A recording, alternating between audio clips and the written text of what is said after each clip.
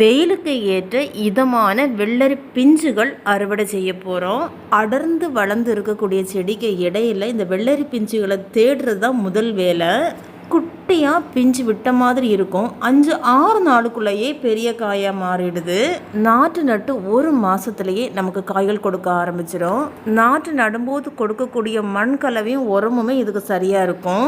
வெயிலுக்கு செடி காஞ்சி போகாத அளவுக்கு நல்ல தண்ணி கொடுத்தாகணும். மீனமுலம், பஞ்சகாவியம் இந்த மாதிரி கொடுத்தோம் அப்படின்னா பூ உதிராமல் பிஞ்சு பிடிக்கும். ஒரு சிலருக்கு இந்த வெள்ளரி பிஞ்சுகளை உப்பு மிளகாய் தொட்டு சாப்பிட பிடிக்கும். ஒரு சிலருக்கு அப்படியே கழுவிட்டு சாப்பிட பிடிக்கும். எனக்கு அப்படித்தான். சாப்பிடும்போது கிடைக்கக்கூடிய சந்தோஷத்தை விட இதை பறிக்கும் போது கிடைக்கக்கூடிய சந்தோஷம் இருக்கே, அது ரொம்ப ரொம்ப சந்தோஷங்க.